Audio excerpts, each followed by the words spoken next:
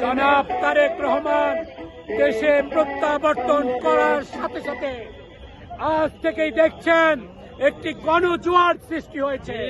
বিএনপির একটি গণজোয়ার সৃষ্টি হয়েছে, যেই জোয়ারে বাংলাদেশের নারী পুরুষ সাধারণ জনগণ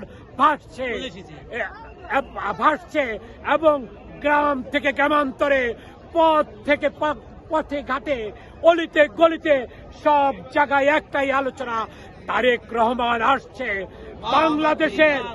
বাংলাদেশের সাধারণ জনগণের স্বস্তি ফিরে আসবে। তিনি একটি নতুন বাংলাদেশ আমাদেরকে উপহার দিবেন এবং এই ত্রয়োদশ জাতীয় সংসদ নির্বাচনে বিএনপি যেই 8 দফা কর্মসূচি কর্ম পরিকল্পনা প্রণয়ন করেছে তিনি সেটা বাস্তবায়ন করবেন এবং বিএনপি যদি ইনশাল্লাহ ক্ষমতায় আসে সবার আগে আমরা বাংলাদেশ, আমরা কোনো বলবো না আমরা সিঙ্গাপুর বানাবো, আমেরিকা বানাবো, বাংলাদেশি পৃথিবীর বুকে একটি মডেল হিসাবে পরিচিতি লাভ করবে জনাব তারেক রহমানের নেতৃত্বে।